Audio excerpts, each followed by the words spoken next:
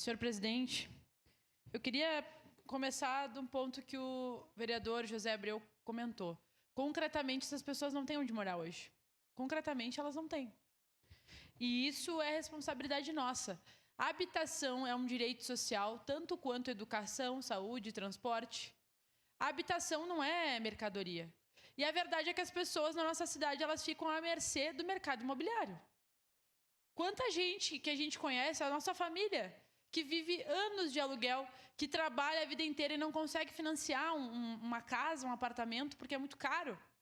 Então, é responsabilidade do poder público fazer isso. E nos revolta, porque as pessoas que já moravam no Campos da Serra não queriam aquelas casas lá. Criou uma divisão entre os moradores, que já foram pegos de toda a cidade, jogados lá, sem suporte nenhum, vereador Lucas, sem suporte nenhum.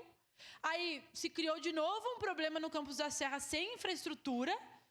E aí essas famílias estão esperando ansiosamente pelas suas casas, obviamente.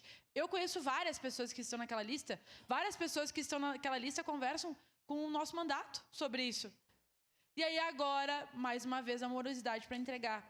Sendo que nós temos pautado para que, por exemplo, os apartamentos do Campos da Serra que estão vazios, vários abandonados, já tem um problemaço no Campos da Serra que a gente não resolve. Nós estamos criando outro. Nós estamos culpabilizando mais e criminalizando aquela comunidade que não tem culpa de nada. Porque ela sofre com a inércia, com a inconsequência e com a irresponsabilidade do poder público. Por isso votaremos sim. Por isso reafirmo que temos que denunciar para o Ministério Público.